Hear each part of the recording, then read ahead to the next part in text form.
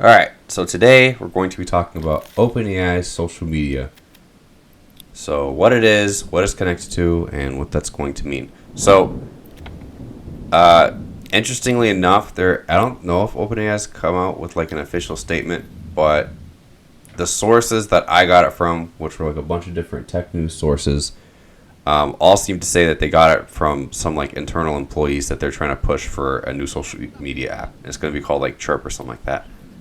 So supposedly it's going to like integrate with ChatGPT and Dolly's image generation and potentially like maybe Sora's video generation, and they're going to be trying to launch it. And I think the assumption is that it's going to try to gain access to like real time user generated data, which is valuable for training and stuff like that.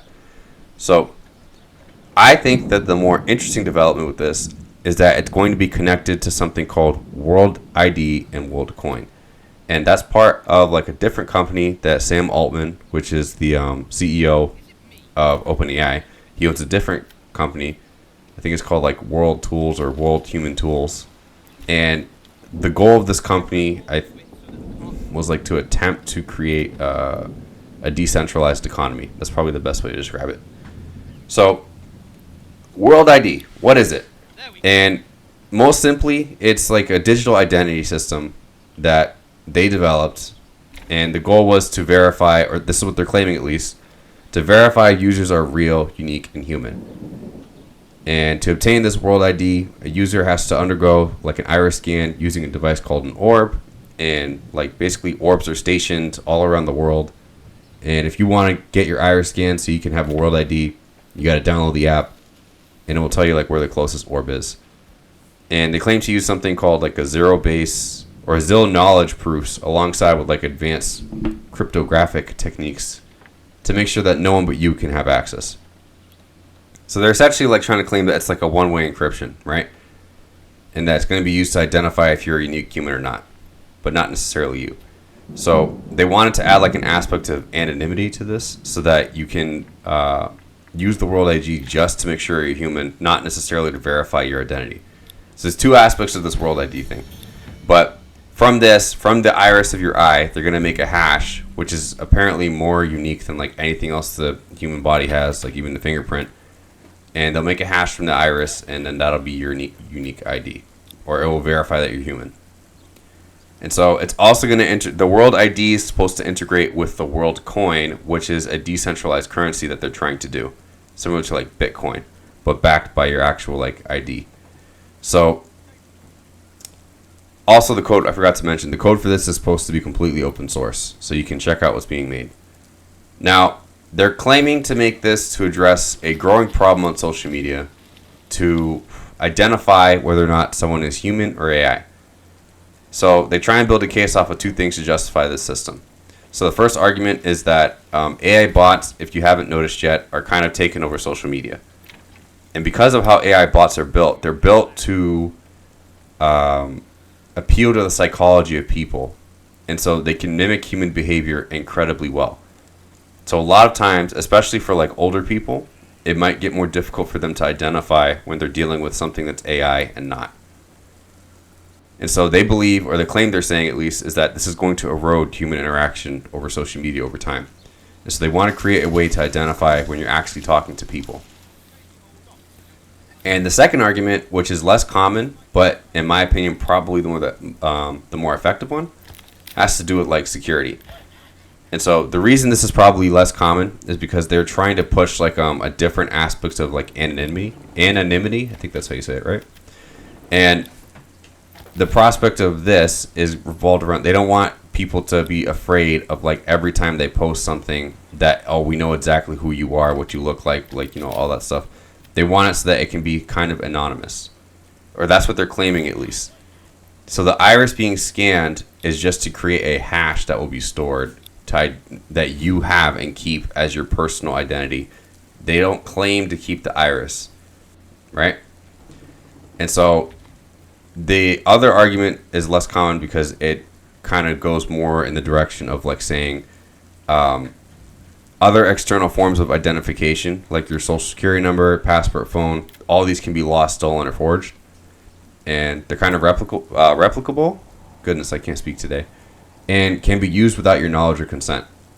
So the difference between this and a biometric identity is that your biometric identity is just you. You can't really forge that, right? Unless someone's forcing you to go and do something, which I guess is just a different story. But it's not like someone in, I'm trying to think of some random country, Somalia, can just take your social security number and purchase things in your name. Like your body has to authenticate and approve these things. And since the iris is, according to them at least, the most unique aspect of individuals, it would make sense for them to use this. So I think the idea was to make the World ID around the World Coin, or try and introduce the World ID and bring it into the World Coin, and attempt to create like a decentralized economy that isn't controlled by any governments. So they claim that the World ID is like more of a protocol, and that the orb for now, even though the goal is to be decentralized, is necessary to collect enough irises to build out the economy and community. And they also claim that this is like an opt-in basis, so you don't obviously have to do this, but if you want to be part of it, then you can. And they also try and compare it to similar how other products and professions sometimes require like a biometric authentication, so it's not really skipping that much of a beat. Like for example, tons of people I know in the past have used their fingerprints to get into their phone, have used their face to get into their phone, or even if you have certain jobs in the government, you have to have a biometrical identification. Like you do have to scan your eye or something like that in order to get in. So that's what they're trying to appeal to. They're saying it's an opt-in, you choose this. So here's the thing, like how I feel about it, you would say. It almost feels like they're trying to like unironically find a solution for a problem that they created. And one of the biggest problems that I have with pitches like this is like there's an assumption of benevolence from the people running the company. So like Sam Altman runs OpenAI, and it's like heavily in bed with Microsoft and arguably the government itself, I would say. And both of these have historically proven that they track user data and store it. And sometimes they just don't. Sometimes they overtly say they don't, right? So the World Coin at least seems like an excuse for me to create like an evolved system of tracking. So while it's in its infancy, I do think there might be some like anonymous aspects to it, but it seems pretty obvious that this is supposed to lead towards like a currency of some form that will require an ID to use. Like I think one of the things he said is he wanted to get like 1 billion people to use this so that we could get everybody on using World Coin since it's a decentralized currency.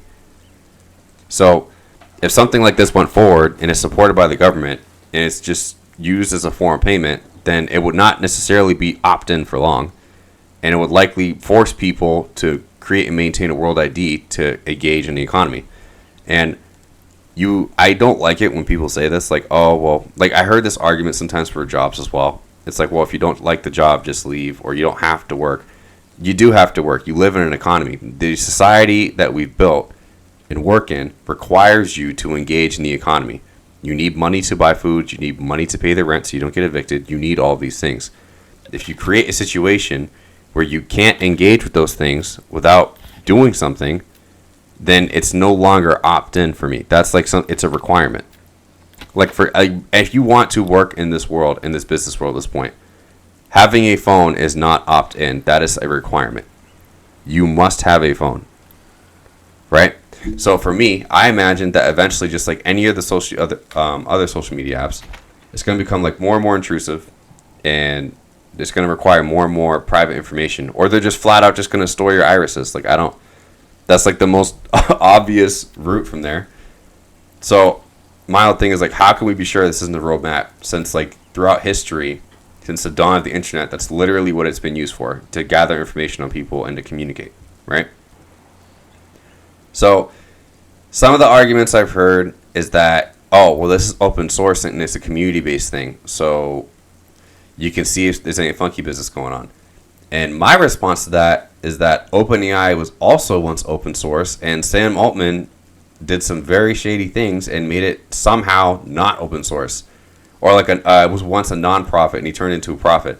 I don't know how you do that, like how that works, but he did it.